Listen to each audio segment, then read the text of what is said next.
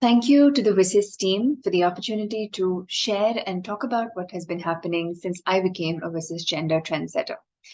Now, there are multiple ways to use technology to address gender and gender equality in itself. Two of these are to use gender-related technology in itself, and then to use technology to address gender challenges or to deploy technology with a gendered lens to address challenges on ground.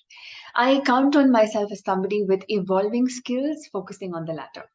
So since the time I became a gender trendsetter at WSIS, I have been working on developing an early warning mechanism to address conflict-related sexual violence, or CRSV. Now, this project has two components. The first is to set up an observatory, which would effectively map out case histories where conflict-related sexual violence has been deployed as a careful strategy in armed conflict, and then to draw the trends and potential indicators of such forms of violence to feed forward into an early warning mechanism for rapid mitigation and speedy intervention.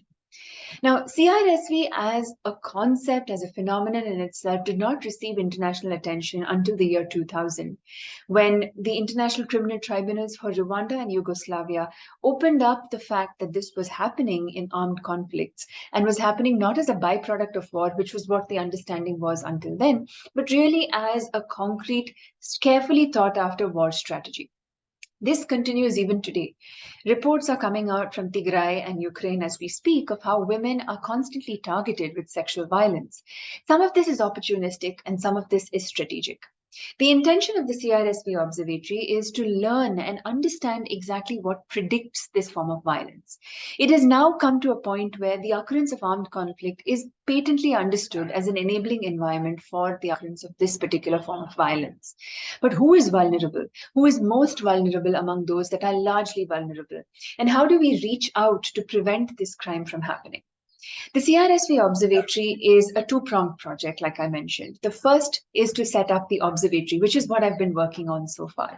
The observatory documents case histories across time and space to understand how CRSV is perpetrated, how it is deployed as a tactic to further ethnic cleansing, genocide, or multiple other intentions in an armed conflict context.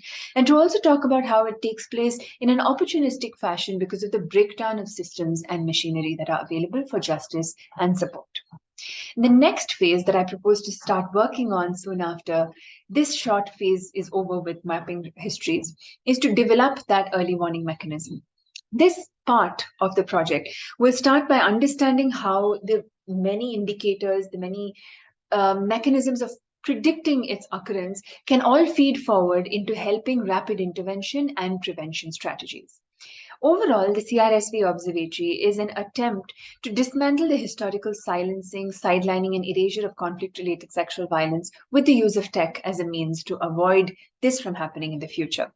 So most of the data that we have received so far has largely emphasize the impact of armed conflict, specifically in the form of CRSV targeting women, but is also a focus on how CRSV is targeting non-binary people in context of armed conflict, especially because there is no data on this subset of the population. So the observatory will continue to draw out trends and keep engaging in deep learning to understand how the indicators are either evolving, changing, or manifesting in different ways according to conflict contexts. And these data points will then feed forward in the hope that they can support policymakers and lawmakers in intervening and preventing the crime from taking place.